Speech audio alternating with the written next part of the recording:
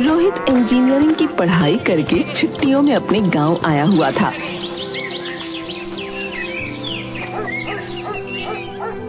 अब तेरा कॉलेज तो हो गया भाई, अब अच्छी सी नौकरी ढूंढ ले, जिंदगी अच्छे से बीतेगी। क्या पापा, अभी अब नौकरी करने का जमाना गया, मैं तो बिजनेस करूंगा, बिजनेस। क्या आप भी कम से कम उसे खाना तो खा लेने दीजिए। चल आजा बेटा, खाना खा ले, और आप भी खा लीजिए। सभी खाना खाकर सो जाते हैं। अगले दिन, अरे बेटा, तेरे कमरे में जो कबाड़ है वो इकट्ठा करके कबाड़ी वाले को दे देना। ठीक है।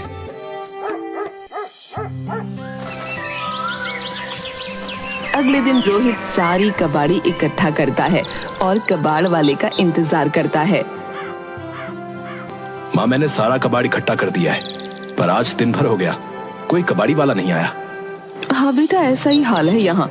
कभी कभी तो महीनों हो जाते हैं लेकिन कोई कबाड़ी वाला नहीं आता। अब देख, जब आ जाए तब दे देना। रोहित एक हफ्ते तक कबाड़ वाले का इंतजार करता है। कितने दिन से कबाड़ी वाले का इंतजार कर रहा हूँ, लेकिन एक भी कबाड़ी वाला नहीं आया। फिर वो अपना फोन चलाने लग जाता है। अरे बेटा, मैंने सुना है कि आजकल सभी चीजें ऑनलाइन मिल जाती हैं। अच्छा जरा सुनना, मेरे लिए एक साड़ी मंगवा दे ऑनलाइन। तेरे पापा को तो बोल बोल कर थक गई, पर ला कर ही नहीं देते, कंजूस कहीं के। आजकल सभी चीजें ऑनलाइन मिल जाती हैं, बस एक कबाड़ ही नहीं बिकता ऑनलाइन। तभी बाहर से जयराम की आवाज आती है। अरे ओ रोहित की माँ, जरा पानी तो ला दो। अरे आ रही हूँ, और बाहर चली जाती है। सही तो है, आजकल सभी चीजें ऑनलाइन मिल रही हैं, लेकिन बस कबाड़ ही नहीं बिकता। क्यों ना मैं एक ऐसी ऐप बनाऊं जो घर घर जाकर कबाड़ उठा सके। कुछ दिनों बाद रोहित रघु से मिलता है। अरे भाई, कहाँ ईद का चांद हो रखा था, इतने दिन से ना कोई फोन ना मैसेज। अरे भाई, खजाना मिल गया, खजाना। क्या? फिर रोहित रघु को अपना आइडिया बताता है। अब कबाड़ को रिसाइकल करके हम अपना बिजनेस शुरू करेंगे। और हाँ, तुझे एक वेबसाइट बनानी है जिससे लोग हमें फोन लगाकर कबाड़ बेच सके।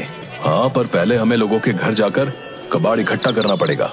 कुछ दिन बाद, अरे रोहित, देख, जो तूने वेबसाइट बनाने के लिए बोला था ना, वो मैंने बना ली है। और ये देख, हमारी वेबसाइट को बहुत लोगों ने देखा भी है, कुछ ने बहुत पॉजिटिव रिस्पांस भी दिया है। और देख, कितनों ने तो अभी से ऑनलाइन कबाड़ बेचना भी शुरू कर दिया है। अब बस हमें वहाँ चलना है और उनके घर से कबाड़ उठाना है। फिर रघु और रोहित दोनों कबाड़ इकट्ठा करने के लिए घर घर जाते हैं। भैया, कोने में रद्दी पड़ी है, उठाने के बाद में वहाँ पर झाड़ू भी लगा देना। रघु को बहुत बुरा लगता है, पर वो फिर भी वहाँ से कबाड़ उठाकर अपने साथ ले आता है। रोहित दूसरे घर जाकर, वैसे भाई, ये तो बहुत अच्छा किया आपने, अब मुझे कबाड़ी वाले का इंतजार नहीं करना पड़ेगा, ये सारा कबाड़ यहाँ से ले जाओ। रोहित कबाड़ उठाने लगता है और उसे कबाड़ में एक कंप्यूटर मिलता है। अरे भैया, ये कंप्यूटर ये भी कबाड़ में देना है क्या? हाँ, ले जाओ, ये अब किसी काम का नहीं है। बताओ कितने में लोगे? अरे वाह, 25,000 का कंप्यूटर कबाड़ में मिल रहा है, इसके तो मुझे पूरे पैसे मिल जाएंगे। भाई 5,000 में ले लूंगा। अरे वाह, इतना बेवकूफ कबाड़ी वाला तो मैंने आज तक नहीं देखा। इस कबाड़ कंप्यूटर के मुझे पूरे 5,000 दे रहा है। अरे हाँ हाँ भाई, ले जाओ ले जाओ। शाम को रघु और रोहित दोनों इकट्ठा होते हैं। भाई, आज तो बहुत सारा कबाड़ इकट्ठा हो गया, मुझे भी आज बहुत फायदा हो गया। 25,000 रुपए का कंप्यूटर सिर्फ 5,000 में मिल गया। वाह भाई, बहुत अच्छा किया। चल, अब चलकर किसी बड़े कबाड़ी वाले के पास चलकर इसे बेच देते हैं।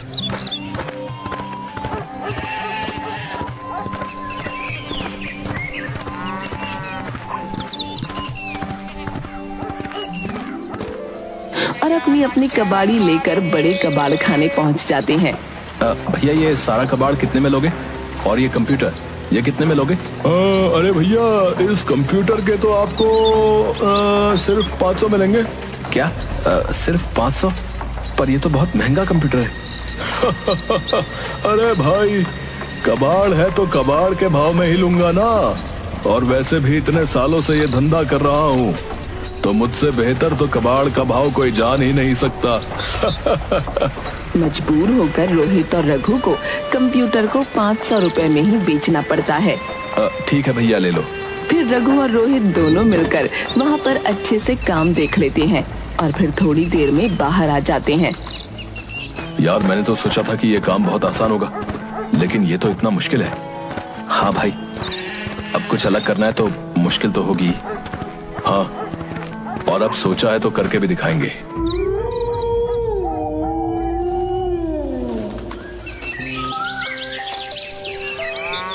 कुछ दिनों तक रोहित और रघु अपनी ऑनलाइन वेबसाइट के जरिए घर घर जाकर खुद ही कबाड़ इकट्ठा करते थे। एक दिन रोहित। हाँ पापा आया। अच्छा सुन बेटा, ये सामान की लिस्ट है, जाकर बाहर से ले आ। रोहित बाहर सामान लेने के लिए चला जाता है और फोन घर पर ही भूल जाता है। कुछ देर बाद रोहित के फोन पर रघु का फोन आता है। अरे फोन तो यहीं पर भूल गया। और जयराम रोहित का फोन उठा लेता है। फोन की दूसरी तरफ से रघु की आवाज आती है। अरे भाई, आज तो श्यामनगर से फोन आया था, बहुत सारा कबाड़ मिलेगा। थोड़ी देर बाद रोहित सामान लेकर घर पहुंचता है। क्या हुआ पापा, आप इतने गुस्से में क्यों लग रहे हैं? इसी दिन के लिए हमने तुझे पढ़ाया था, हैं? कि तू लोगों के घर जा जाकर कबाड़ इकट्ठा करे। खबरदार, अगर तूने ऐसा कुछ भी किया तो कोई अच्छी सी नौकरी ढूंढ और काम पर जा। कोई जरूरत नहीं है कबाड़ उठाने की, समझा? पापा मुझे एक बार काम तो शुरू करने दीजिए, और वैसे भी इसमें बहुत फायदा है। फायदा कुछ नहीं, बस तू ये काम नहीं करेगा तो नहीं करेगा। आप मुझे खुद को साबित करने का मौका तो दीजिए। आप देखना, एक दिन आप मुझ पर गर्व करोगे। हाँ, इस बात का गर्व करूंगा कि मेरा बेटा इंजीनियरिंग करने के बाद घर घर जाकर कबाड़ उठाता है ना? नहीं पापा, मेरा कहने का ये मतलब नहीं था। बस एक बार मान जाइए ना। वैसे भी आपको पता है, हम कबाड़ को रिसाइकल करके उसको फिर से उपयोग में ला सकते हैं। बेवकूफ, कैसे समझाऊं तुझे? तू तो हमारी नाक ही कटवा देगा। मैंने मना कर दिया तो कर दिया, तू ये काम नहीं करेगा। पापा बस एक बार मान जाइए ना, फिर आप जो कहेंगे मैं वो करने को तैयार हूं। अच्छा, तुझे यही काम करना है ना? तो एक काम कर ले काम, बस खुश। रोहित खुश हो जाता है। पर तू इस घर में नहीं रहेगा, जा, निकल जा मेरे घर से। रोहित रोते हुए घर से बाहर निकल जाता है।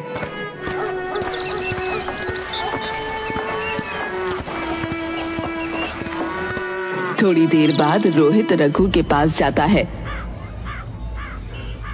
अरे भाई, क्या हुआ? तू इतना उदास क्यों लग रहा है? रोहित रघु को सारी बातें बताता है। भाई एक काम कर, तू जा और जाकर अपने पापा से माफी मांग ले और छोड़ दे इस काम को। नहीं भाई, अब मैंने ठान लिया तो ठान लिया, और तू देखना, एक दिन पापा मुझ पर गर्व करेंगे। रघु रोहित के कंधे पर हाथ रखता है और दोनों अपने काम पर निकल जाते हैं।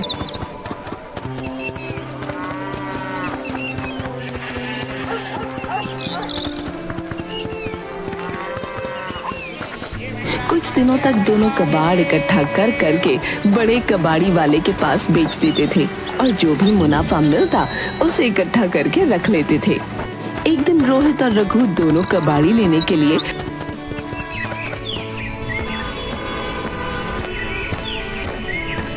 एक घर में जाते हैं। रघु फोन में एड्रेस देखकर घर की डोरबेल बजाता है। यार, एड्रेस तो यहीं का था, पर ये दरवाजा खोलने में इतनी देर क्यों लगा रहे हैं? तभी दरवाजा खुलता है और अंदर से एक 70 साल का बूढ़ा आदमी बाहर निकलता है। क्या है? कौन हो तुम दोनों? तभी अंदर से एक जवान आदमी बाहर निकलता है। अरे पापा, मैंने ही इन्हें बुलाया था। ये लोग ऑनलाइन कबाड़ का बिजनेस करते हैं और आपको पता है, इन दोनों ने अच्छी खासी पढ़ाई भी की हुई है। कौन सी डिग्री ली हुई है तुम दोनों ने? वो सर, हमारे पास इंजीनियरिंग की डिग्री है। क्या इंजीनियरिंग की हुई है और कबाड़ का धंधा करते हो? तुम्हें तो कोई भी अच्छी नौकरी दे देता बेटा। फिर वो बूढ़ा आदमी अपने दोनों बेटों पोतों को बुलाता है। ये देखो, ये मेरे दोनों पोते। इसे मैं डॉक्टर बनाना चाहता हूँ और इसे इंजीनियर बनाना चाहता था, पर अब तुम दोनों को देखकर मुझे पता चल गया है कि इंजीनियरिंग करके इसका आगे क्या हाल होने वाला है। इसीलिए अब इससे इंजीनियरिंग तो नहीं करवाऊंगा। रोहित और रघु उदास मन से एक दूसरे की तरफ देखते हैं और चुपचाप कबाड़ लेकर वहां से निकल जाते हैं। यार रोहित, हमारे देश में कबाड़ी वाले की कोई कदर ही नहीं करता यार। हाँ, बात तो सही कह रहा है, पर तो देखना, एक दिन हम सबको दिखा देंगे कि कबाड़ी वाला होना कोई बुरी बात नहीं है। थोड़े दिन बाद अब मैं क्या सोच रहा था कि ये जो पैसे बचे हैं उनकी हम कुछ मशीनें खरीद लेते हैं जिससे हम कबाड़ को रिसाइकिल कर सकें। हाँ, और कुछ मजदूर भी रख लेंगे जिससे हमारा काम और भी आसान हो जाएगा। रोहित और रघु दोनों कुछ दिनों में मशीनें ले आते हैं और कुछ मजदूर भी रख लेते हैं। अब जहाँ भी कबाड़ी लेने जाना होता वो मजदूरों को भेज देते। एक दिन रघु दौड़ा हुआ रोहित के पास कुछ पेपर और प्लास्टिक के बोतल्स लेकर पहुंचा। अरे देख भाई, इस नई मशीन में तो ये प्लास्टिक की बोतल बिल्कुल नई जैसी हो गई। और देख ये पेपर भी पुराने पेपर से मिलकर बनाए हैं। इसी तरह से हम अलग अलग पेपर्स को अलग अलग तरह से रिसाइकिल कर सकते हैं। अरे वाह, मतलब इससे तो हम फिर से किसी नए दुकानदार के पास बेच सकते हैं। हाँ भाई बिल्कुल, इस तरह की तो और मशीनों से हम अपना सारा कबाड़ रिसाइकिल कर सकते हैं। कुछ दिनों तक दोनों ऐसे ही मन लगाकर काम करते हैं और अपना एक बहुत बड़ा कारोबार खड़ा कर लेते हैं। अरे रघु, ये हमारी ऑनलाइन ऐप से कितने सारे लोग जुड़ रहे हैं और कितनी दूर दूर से लोग आसानी से अपना कबाड़ हम तक पहुंचा सकते हैं। इधर जयराम बरामदे में बैठा हुआ चाय पी रहा था। तभी दौड़ा हुआ एक आदमी आता है। अरे काका, अरे तुमने आज का पेपर देखा कि नहीं? अरे इसमें अपने रोहित भैया का फोटो छपा है। क्या? रोहित का फोटो? हाँ काका, देखो, उन्होंने अपने ऑनलाइन कबाड़ के बिजनेस को कितना बड़ा कर लिया। और तो और दूर दूर से उन्हें कबाड़ भी मिलता है और वो उस कबाड़ को रिसाइकल करके किसी बड़ी फैक्ट्री में भी बेचते हैं। क्या? सच में? हाँ काका, यकीन ना हो तो खुद ही देख लो। मैंने अपने बेटे को क्या कुछ नहीं सुनाया और वो मुझसे कहता रहा कि एक बार मेरी बात मान लो, पर मैंने उसकी एक नहीं सुनी। अब वो मुझे कहाँ मिलेगा? अरे काका, अरे इतनी फिक्र काहे कर रहे हैं? रोहित भैया को फोन में घुमाओ और बात कर ले। फिर जयराम कांपते हुए हाथों से फोन लगाता है। दूसरी तरफ हेलो, रोहित कबाड़ी वाला स्पीकिंग। अब यहाँ पर भी एक बहुत बड़ा कबाड़ है। क्या आप उसे अपने साथ नहीं लेकर जा सकते? रोहित अपने पापा की आवाज पहचान जाता है। पापा?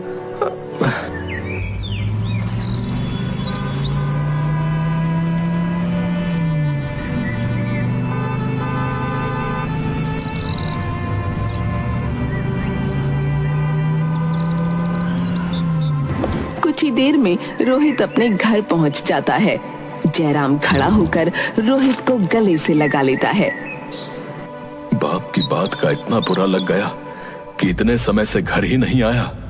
नहीं पापा, आपकी बात का कैसे बुरा मान सकता हूँ? आप ही की वजह से मैं आज यहाँ तक पहुँच पाया हूँ। बस ये सोचकर नहीं आया कि जब तक अपने पैर पर खड़ा ना हो जाऊं तब तक आपको शक्ल भी नहीं दिखाऊंगा।